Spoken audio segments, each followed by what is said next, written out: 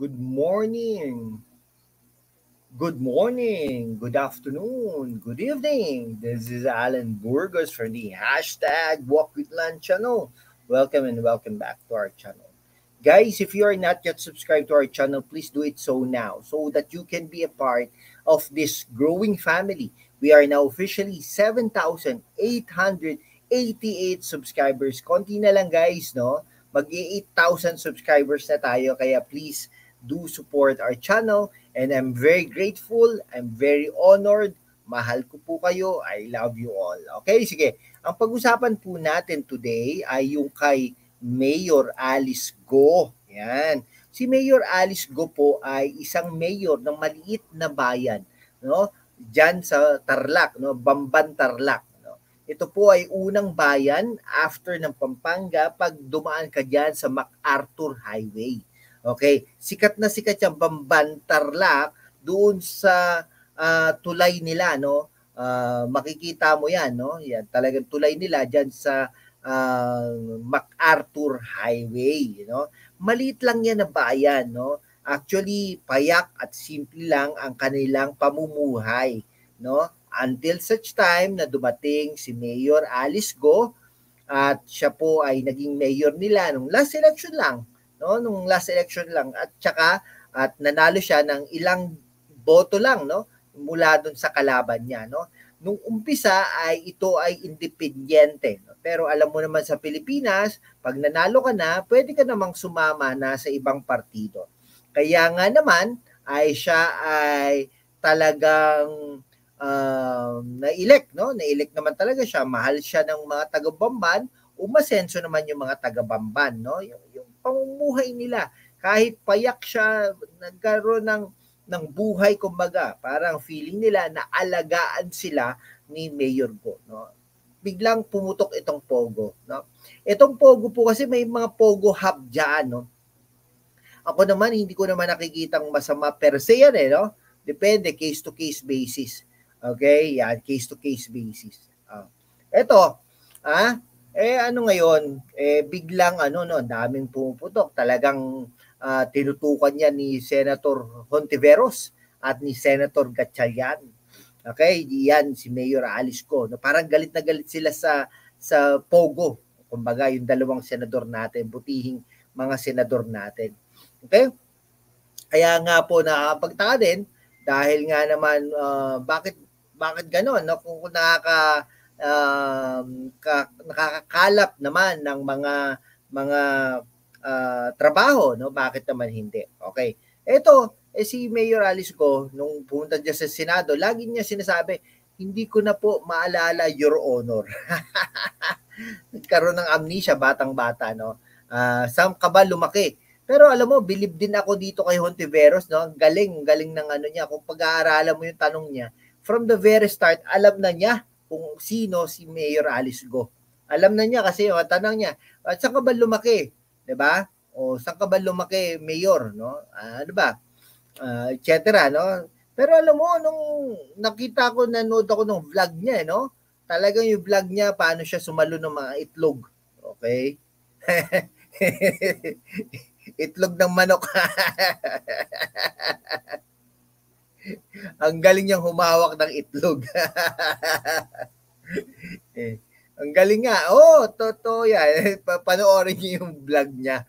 Ang galing niya humawak ng itlog, no? Talagang galing. Okay, pagkatapos po no. Ayun, 'di ba? Kaya last hindi na siya umattend. Last na hearing hindi na siya umattend kasi ang dami ring na di-discover ni Senator Gatchalian, no? Katulad ng yung birth certificate, no? Si ano pala yon, Hontiveros. Yung birth certificate po niya ay same parang birth certificate ng isang pangalan, no? Okay, hindi naman siya. Something like that. Parang nagkaroon ng identity theft. Ito pa masakit, no? Yung pangalan na yon ay, di ba, late registration yung ano niya, no? Para lumalabas 13 years old na siya nung na-register, kumbaga, no? Ito pang mahirap dito. Ako medyo leaning ako kay Mayor Go kasi no, at that time dahil gumaganda naman ang Bamban. Sabi nga ni Governor Yap, first time in the history na parang tumaas ang income ng Bamban Tarlac, di ba? Oh. Pagkatapos po noon ay ito na masakit, yung pwede pa no, yung mga birth certificate, late registration, kumbaga yung identity theft, no, baka pwedeng iisang pangalan di ba? Pwede 'yon Ito kumukuha din naman ng NBI clearance ito. Okay, yan. So may fingerprint. Ngayon, inimbestigahan nila, no? Yung fingerprint ng isang pangalan na nakalagay doon sa civil, parang special civil business person. Special business person permit. Parang ganon.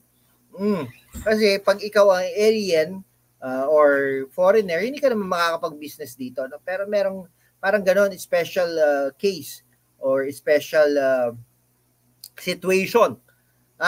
Bigla siyang may fingerprint. Siyempre may fingerprint doon, di ba? Nung bata pa siya. Nakapasok siya dito dahil doon, something like that. No? Ngayon, siyempre, ito as a candidate, kumukuha din ng mga NBI ito. Kumuha ng NBI. Ngayon, pinag-compare, no? Nagkaroon ng comparison, analysis, yung dalawang fingerprint. Okay, ngayon, itong masakit. Nag-match sila. Ano ibig sabihin nun? Ibig po sabihin nun, yung pinipresent ni Alice Go ay hindi siya talaga yon. Okay? Yung kung ano yung kamatch ng fingerprint, siya yun. Okay? Now, may misrepresentation kasi doon sa COMELEC, yung sa registration niya, candidacy niya, nire-represent niya ay another person. No? Same name pero another person. Okay?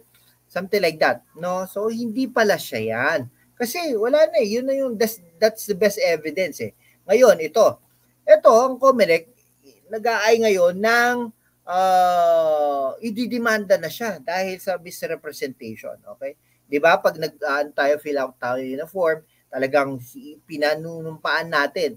No? Talagang pinapatunayan natin na tayo yun. Okay? Ayan, talagang ang COMELEC ngayon is looking into filing a criminal case against this suspended Bamban Tarlac mayor. No? Ayan, for misrepresentation, nung tumakbo siya bilang mayor ng Bamban Tarlac noong 2022. 2024 lang ngayon. Sayang nga no. So ibig sabihin na utakan pala ito sila Garcia, no? At saka yung iba. Okay, before pa yun no. Ito after the National Bureau of Investigation disclosed that Go's fingerprints match that of Chinese national Go Hongpang. Bago ka makatakbo dito sa Pilipinas, dapat natural born citizen ka. Hindi ka pwedeng maging no. Kaya nga po pwede tayong tumakbong mayor ng anong bayan, ikikip na lang po natin yan sa ating sarili. Okay? Pero kung tayo tatakbo ng mayor susuportahan niyo po ako mga kababayan Okay, ito. So in Chikchekwa pala talaga to, no? Hindi lang sa itsura, pero talaga sa puso pala. Pinanganak pala ito sa China. In Chikchekwa ka pala mayor galit na galit tayo sa mga in Chikchekwa, no? Ito talaga, no? Talagang itong COMELEC, they are closely monitoring the developments. Syempre, pag may ebidensya, no? Talagang kakasuhan nila ito. Itong in Chikchekwa na ito, no? So, sabi nga ng ating butihing COMELEC chairperson na sa Garcia, ay talagang may disqualification case can no longer be filed against Go since she has been proclaimed and assumed the post. Syempre, no? Wala nang no?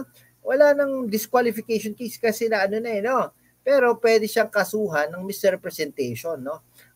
Talagang itong embattled mayor ng ang pa naman, talagang pinapakita niya na Pilipino siya. Kaya pala ganun ang pagsasalita niya, no? Parang in Chikchekwa talaga, no? Talagang no? So, pag nag-re-elect siya, next year, she can be able to face dismissal or disqualification, no?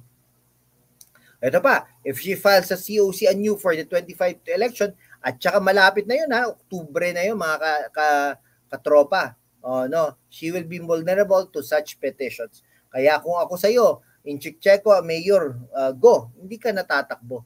Alright, so buti na lang na dyan ang NBI natin, no? Talagang ni-report nila na yung fingerprint ni Mayor Go ay talaga namang nagmamatch dun sa isang in Chikchekwa na woman named Go Ho Ping. possibly indicating that they are the same person. Same person na yun. No? Ano na yun? Siyempre, siyempre may mga reports na si Go Waping, no?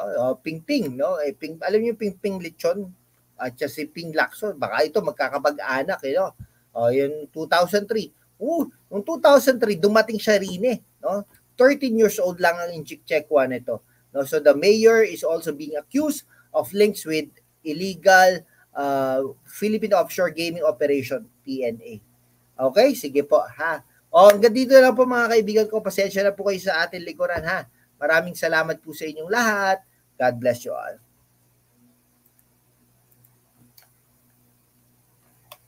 Antok na naman.